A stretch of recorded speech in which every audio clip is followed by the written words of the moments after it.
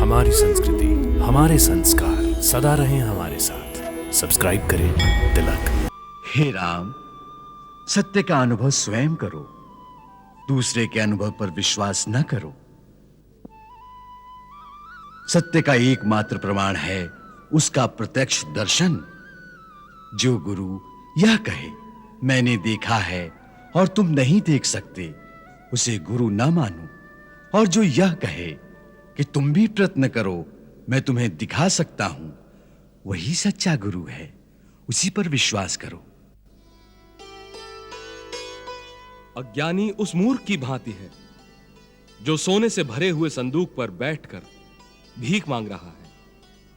जब कोई गुरु मिलता है तो वह उसी का संदूक खोलकर उसे दिखा देता है। वही ज्ञान है। आत्मा आकाश में उड़ता हुआ एक पंछी है।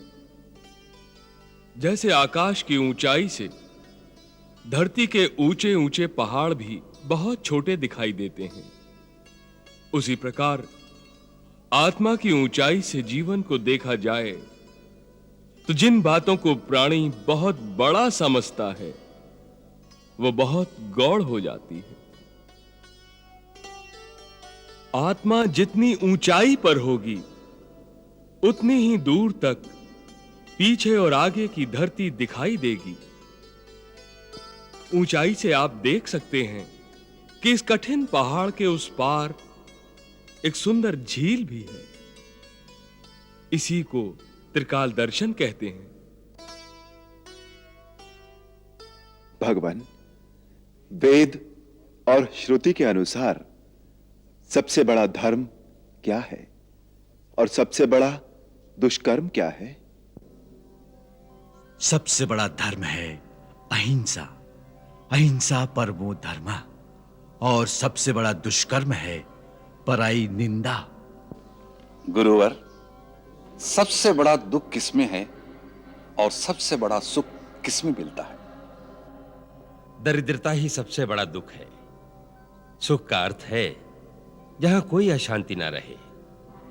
सो सबसे बड़ा सुख संत मिलन में है।